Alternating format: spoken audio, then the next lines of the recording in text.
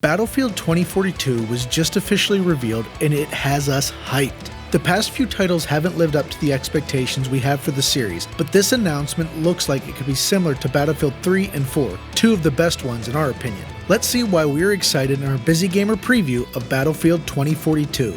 Welcome back to No Time Gamer. Subscribe to make sure your gaming sessions are time well spent. The most critical bit of information from the reveal is that Battlefield 2042 will take place in modern times. The previous two games, Battlefield 1 and Battlefield 5, took place in World War I and World War II respectively. Those eras immediately limited gameplay functionality and design that made games like Battlefield 4 so good by no fault of the developers at all. The entire reveal trailer was based around three things: multiplayer, vehicle combat, and wild weather. Typically, game reveals focus on the campaign, but this whole trailer was full of poorly coordinated soldiers wandering around cluelessly and getting destroyed by vehicles. Clearly a typical multiplayer experience. We have to just point out that they put a Rendezook in the trailer too. Incredible. The player count per map has been up to 120 on PC in current gen, while last gen will strive to have 64 players per map. This increase in player count will see the increase in scale of the maps too. On the official website, it looks like a new Battle Royale style mode would be a part of the game under the name Hazard Zone, although DICE has said it's not a BR. Battlefield 5's Firestorm was a half-hearted attempt at the genre, so hopefully we'll find out more soon and see what this mode is really all about.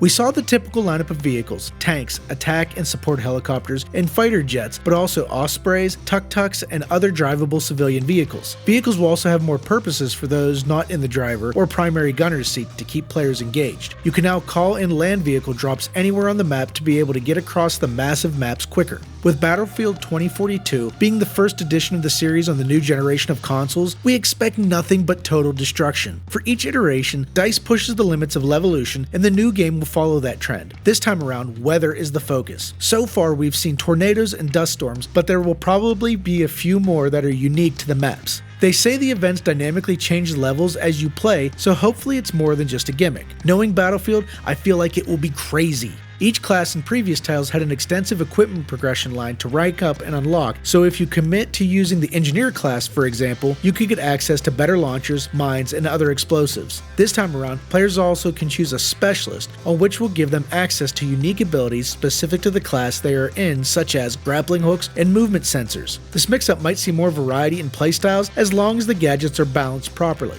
Battlefield 2042 actually doesn't feature a single player at all. Instead, the multiplayer modes will allow players to compete against AI enemies. Somewhat unfortunate they are avoiding the campaign altogether, but EA knows as well as us that the money is to be made in multiplayer, with battle passes and skins. With the Year 1 pass available as part of a special pre-order edition of the game, the devs have a clear plan for long-term support. Each year will feature 4 seasons of content updates. This seems like another games as service that is very common these days. EA Play will take place towards the end of July, so we're sure to see more gameplay and receive more details then. There will be an open beta at some point before release on October 22nd, so subscribe to not miss out on all of that news.